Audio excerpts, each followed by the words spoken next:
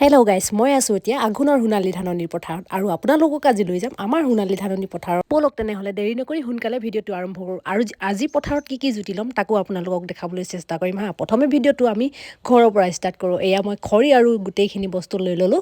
যিহেতু আজি পথাৰত প্ৰথম ধান দোৱা, সেইটো কাৰণে ঘৰৰ পৰাই অলপ মাংস লৈ যাওঁ বুলি ভাবিছোঁ। ঘৰৰ পৰা নহয় দেই, দোকানৰ পৰা লৈ গৈছোঁ আৰু পালোহি আমি আমাৰ পথাৰতলীলৈ।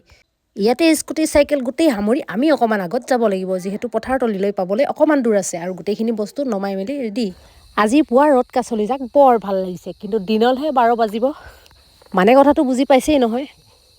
খৰ ধৰকৈ এতিয়া বস্তুৱে বাহিনীয়ে সামৰি এতিয়া পথাৰলৈ বুলি যাওঁ। আমাৰ পথাৰখন অলপ দূৰত আছে, লাহেকৈ পালোহি পথাৰখন আৰু পথাৰত আহিয়ে ধান দাবলৈ আৰম্ভ কৰিয়ে দিলোঁ। মই কিন্তু দাৱনী বা ৰোৱনী নহয় দেই, মই কিন্তু পথাৰত বেছি জুতি ল'বলৈহে যোৱা মানুহ, মানে বুজি পাইছে কথাটো। বাৰু দিয়ক, মোক জানো দেখাই থাকিলে হ'ব, বাকী আমাৰ দাৱনীসকলকো দেখাবতো লাগিবই। আমাৰ দাৱনীসকল পূৰা দাই আছে দেই। আজি আমাৰ দাৱনীসকলক খুৱাবলৈ বিশেষ স্পেচিয়েল লৈ আহিছোঁ। ৰ'ব ধান দোৱাৰ মাজতে এতিয়া আহি গ'ল আমাৰ চাহৰ জুতি।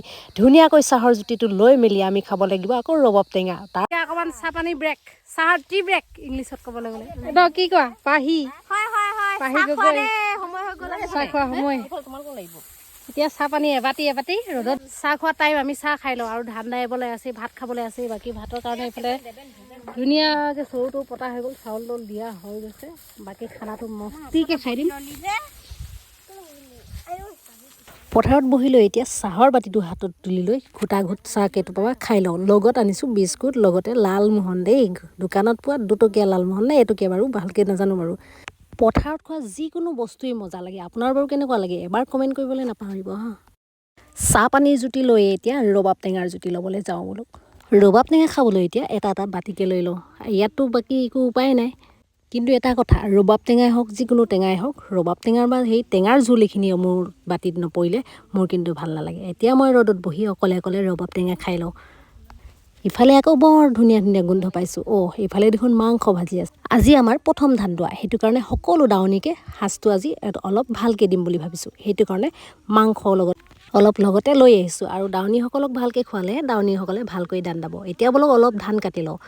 বাকী আমাৰ দাৱনীসকলে কেনেকৈ ধান কাটি আছে, কেনেকৈ মুঠি বান্ধি আছে, গোটেইখিনি দেখাম হা। মই কিন্তু ইমান এক্সপাৰ্ট নহয়, তথাপিতো লাগোঁ আৰু খেতিৰ দিনত অলপ চলপ।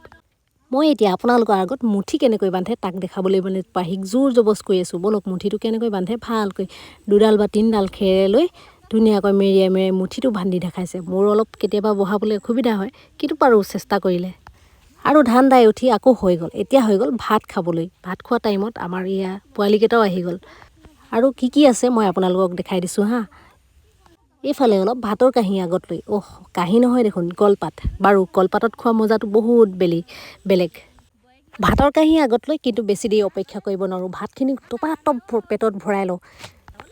আৰু এয়া মোৰ ভাতৰ থালিৰ লগতে আছে আচাৰ। আৰু ভাতখিনি খাই বৈ আপোনালোকক নেদেখাওঁ পালোঁ।